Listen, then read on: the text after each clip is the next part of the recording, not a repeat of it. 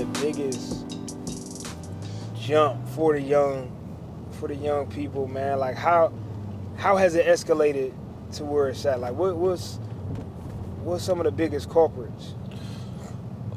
First off, social media. Social media has given a platform for good and bad. And so now the young dudes from Seattle could see how the young dudes in Oakland is doing, and in LA and Chicago, where prior to that it was more word of mouth. You know, it was more of speculation or people who had ties in them areas coming back, bringing the influence. Now you can see it live and direct. I think the second biggest thing is lack of guidance. Lack of guidance, man. You don't have older dudes my age who are stable enough and mature enough to pass down wisdom on what not to do.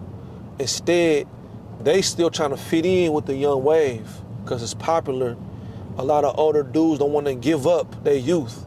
They don't want to transition and evolve. You feel me? They want to stay with the madness. So you think it was different back, like in our day growing up? You think it was more of the older dudes at least giving game, or what? Absolutely, absolutely. And we had more respect for our OGs too. Yeah. You know. I think. And now that you say that, I think maybe like. See, back then I feel like the OGs, they was still moving around, but they did it at a certain level where they still tried to shield the younger dudes. Right. And I think, like you saying, either one or two things is. One, either it's all kind of mingled in, like you saying, this older dudes are still trying to be, you know what I mean, young. Or I think it's also dudes that, to your point, like yourself, who done evolved and reached a different level in life and really, like, man, I'm trying to get away. I don't want nothing to do with that. Right. You know what I'm saying? Unless it's some formal program or something formal that we got. Like, I'm not coming to standing on the block and just talking to young dudes because, number one, they ain't trying to hear it. Number two, what I look like. Right. You know what I'm saying? Right. So I think that might, you know what I mean? I don't think it's really it's really like a platform to your point. I don't think it's really a platform for the older guys to really communicate that. You know? Yeah, man, this the house right here. When I first moved from Oakland at 16, we came here. This is 25th and Charles. This area is called the CD. You know, Central District, we used to call it the Color District because this was predominantly black. It was a lot of black families, and, you know, this is a real rough area over here, man. And it's a dope view, bro. This where it all started, huh? Dearborn. Absolutely, man. Dearborn, man. We call this D-Block, you know what I'm saying? When I first moved out here from Oakland, man, this is where I came to, the Central District. You know, a lot of memories right here at this store, man. You know, a lot of drug activity, a lot of, I wouldn't necessarily call it gang violence, but, you know, a lot of territorial situations, man, young, wild, ripping and running. You know, I did a lot of my mischief right here, so it's a blessing to come here, you know, as somebody who's reformed, you know what I'm saying, as somebody who's matured out of that situation and be able to come back and do good in this environment. That's why this training that we're doing is so special to me, man. And to be sitting here and be comfortable and confident, you know what I mean, and not having to, you know, be looking left and right and, you know, seeing if anybody gonna pull up from back in the day, you know what I'm saying? Right. That gotta mean something. It gotta feel good. It do, man. It do. You know, even when I run into dudes, man, who I wasn't always on the best of terms with, it's a mutual respect. You know what I'm saying? We older, we got kids now, we doing our thing. So whether we speak or not, it's just a common, you know, unwritten rule, man. We just kind of tip our hats to each other and just glad that we alive and free, man. Because as black men, bro, you know how difficult that is. Yeah. Nah, this what's up, man. Dope little lookout, you know what I'm saying? That's Junkins Park, man, right there, bro. Junkins Park, you know, we ran that part, man. Like, everybody wasn't coming through Junkins, you know? We go down there and do our little dirt and come up the hill and post at the store. Yeah. You know, I hug this block, bro, like I owned it. Straight up. Easy money. Man, here we are. Listen, man, we at the APPA conference, man. It's the day before, you know, it's game time for us. We get a chance to showcase and do what we do. Obviously, man, this is kind of our final preparation, getting a chance to kind of go through our final walk through our slides and getting game ready, man. Let's get it. You don't even know, bro, how far I came, bro. Nah, this it right here, bro. Man, You know bro. This it. So we got Tuesday, man. It's game time. You know what I mean? Game time, bro. Big opportunity, man, to bring our own twist, man. It's something that's much needed. You know what I mean? You coming, man. And this where you from, though, bro. Straight up, man. You already know, man. You know what I mean? You was outside right there. Man, You know thugging, what I'm man. saying? Thugging, man. A few years ago, you out there. Now you in here, bro. God is Like good, bro. they not getting that perspective. You know what Nah. I'm saying? They don't get that. They come to these places, they not getting that real. They not getting what you bringing. You know what I'm Absolutely. saying? They not getting the athlete perspective, the competitive nature, challenging them to do something and be better than themselves. They're not getting that, bro. So it's game time. We're gonna put them to work. We're gonna put them to work, We're bro. gonna put them to that test. Absolutely. You know what I'm saying? Whoever in here, you here, let's be here. Let's get it. Straight You know up. what I mean? So you can take that back to your agency and go and do bigger and better things and really help the people that need it most, man. You know what I'm Right. saying? Right. And you that reflection, you that perspective that they ain't not getting on a normal conference like this. But from my experience, bro, from 10 years in and out of jail, bro, I ain't never seen nothing like what we about to bring. To help these people in positions of power understand the importance of properly leading so you can get the best out of these inmates so they don't reoccur and repeat and reoffend, you know what I'm saying?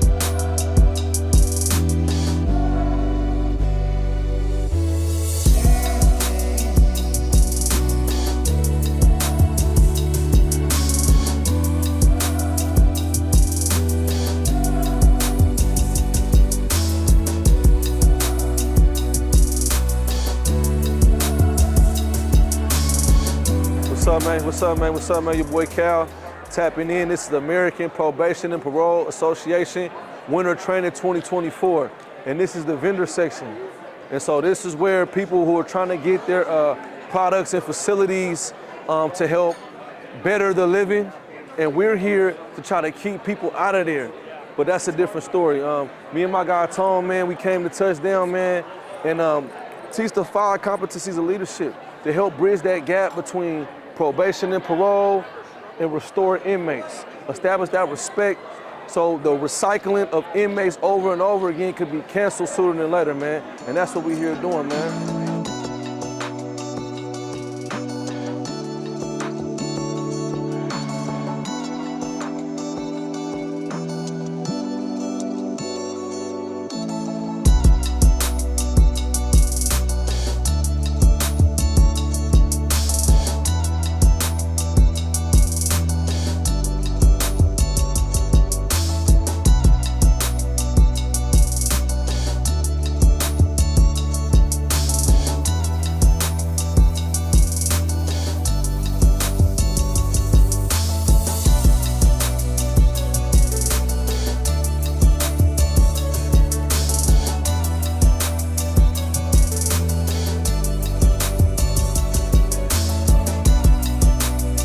Here at the 2024 APPA conference, man, I'm getting a chance to motivate and inspire leaders in the correction space, probation officers, parole officers, getting a chance to show them some leadership skills, man, how to be more effective in their communication at work, in their workplace with their colleagues, and most importantly, man, do their job that they do best, that the people need them the most, man. So we get a chance to motivate, inspire, encourage.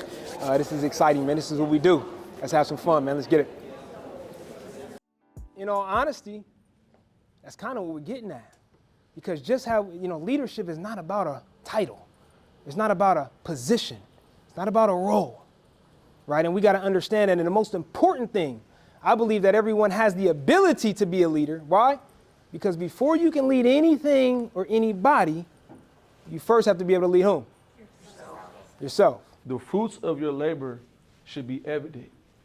Now, of course, we're dealing with people who are battling vices and having situations going on in their lives. But if everybody that's coming through you are repeating and getting themselves in similar situations, then you have to look yourself in the mirror as a leader. Bottom line. Because a lot of us come from broken homes and we're looking to gravitate to somebody who at least shows that they care about us. So how do I do that? How do I put myself, we're talking about leadership. I can't even have an authentic conversation. I don't even know who I am, yet I'm trying to be a leader in a leadership role, in a position, leading other people, and I don't even know who I am? Are you kidding me? The awareness. Where's the level of awareness? Where's the level of commitment, the participation, the support, and accountability when we're talking about leadership? This is a position of power. This is a position of leadership, whether you consider yourself one or not. That's who you are. These people's livelihood and freedom rely on your goal setting and your judgment. And this whole workshop was put in place to make sure that you understand that, and the accountability and the responsibility that comes beyond that. People should leave you better than you found them. You've heard what the other styles of like. You can now associate and start to think of the folks in your organization that you communicate with. Oh, now I know why she took the email the way she took it. Right? Now, I'm just the D. I'm trying to get straight to the point. I forgot to say good morning. Shoot me. Right? That's it. An important part of being a leader is knowing your personnel. You got to know what you're dealing with. You got to know your own strengths, your own weaknesses, and knowing how to communicate with your partner when they personalities don't necessarily mesh. We still have to be professional, and the job still has to be done. A good leader will give them a healthy, safe platform to be honest. Yes, sir. That's part of being a good leader, right? So maybe you don't want to say, look him in the face, hey, how am I doing as a leader? You putting them on the spot. They're going to tell you whatever you want to hear. But how about, hey, is there anything I can do to become a better leader? How can I insert myself, and where can I take accountability and or responsibility? When we talk about leadership, we're talking about being solutions oriented. We cannot do this as leaders. You guys know that. We cannot do this as leaders. I'm not saying take the blame or take the fault, because it may not be your fault. We have to figure out, how do we take accountability and or responsibility for any and every situation. I have to say, what can I do? What accountability measures can I take? What is the responsibility within myself that I have the control within? Okay? Otherwise, change will never happen. That's our time. Thank you. We appreciate y'all.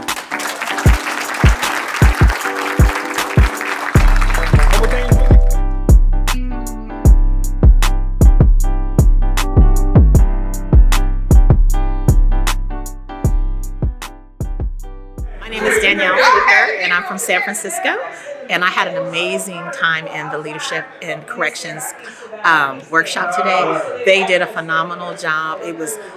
Everything was straight to the point. It was no sugarcoating. It was everything you need to be an effective leader. And I'm definitely going to take these tools back to my departments. My name is True Fair. I'm a corrections counselor at Portland, Oregon, Multnomah County. I love the session. I love the ending, especially when Cal spoke. Myself come from a similar background, and I love to give back and help others out. One thing I took out of this session was this presentation, and how we need to come together as leaders and build a team. And not one person knows everything, but those four together collaborating makes the team, and that's how we get things done. My name is Kim Mills. I'm a regional training coordinator for the state of Missouri. I think that every person in corrections should sit through it. I think that it's because it is motivating. The story from the ex-offender and the way they bounced off each other really makes you think about what your potential is to impact the people that you see day to day. So my goal is to get these guys to Missouri in 2024. That's my goal. Hi, my name's Regina Alexander, and here you guys are in King County, Washington. Well, I'm the director of misdemeanor probation for this entire county. This information will be helpful to me as a very seasoned leader. I never feel that I can ever learn too much or grow too much. And just being in this room today, I saw a need where we all need to pack in our suitcase empathy, thinking about the person on the other side. And one thing that really resonated with me so much that I wrote it down is to leave people better than when we got them. That's love. Hey, it was real, bro. Like, absolutely. You know what I'm saying? That feel good. Feel good, bro. Like, hey, we is in the fourth quarter. You know what I'm saying? On, overtime. Come on, man. You know what I mean? That felt amazing, bro. Yes, sir. Yes, and that's what it's about, man. You seeing all that interaction, man, engagement, folks coming up afterwards. Like, that's what it's about, man. And damn, it feel good, bro. It feel good when you go and deliver. And the thing is, listen, I always say, I get it. It might be a person in the room we ain't gonna touch. Right. But if I can touch one, And I think we did that today, bro. Room full. Absolutely. You know what I'm saying? People was touched. People was touched, you know what I mean? Man, So look, bro, ain't nobody bringing it like we bringing it, bro. nah, not even close. That ain't even arrogance, that's confidence, bro. Like I said, I told Coop earlier, man, look, man, everything I've been through prepared me for this moment right here. This is effortless, man. I get up there, I don't feel a nervous sight, bro. Yeah. I get up there, bro, I know I'm destined to do this, bro. And I know I'm gonna be the best at this, you feel me? And we gonna keep on doing this, bro. Tell them like it is. Tell them just like it is. And they appreciate that and they feel that and they feel that authentic. Like they feel that real. Straight They up. feel, nah, I know exactly what he's talking about. Straight up. You know what I'm saying? Straight You hit him up. with that, you hit him with that, you ain't go take that UA, you rummaging through their clothes, man. You done been like, they like, nah, I know exactly what he's talking about. What I'm talking about, for sure. That's real, bro. They felt that. They felt that, bro, and that's what we bring, man.